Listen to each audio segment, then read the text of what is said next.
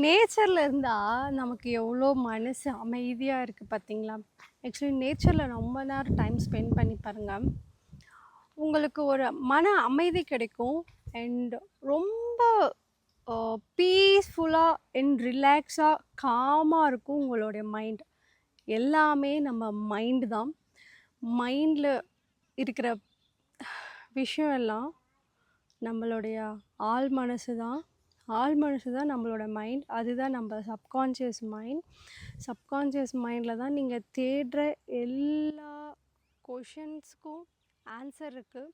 அது எப்போ உங்களுக்கு அந்த ஆன்சர் கிடைக்கும் அப்படின்னு பார்த்தீங்கன்னா, நீங்கள் தனிமையில் இருக்கணும். ஒரு லோன்லியாக இருக்கணும். உங்கள் கூடயே நீங்கள் பேசணும். செல்ஃப் டாக் பண்ணணும்.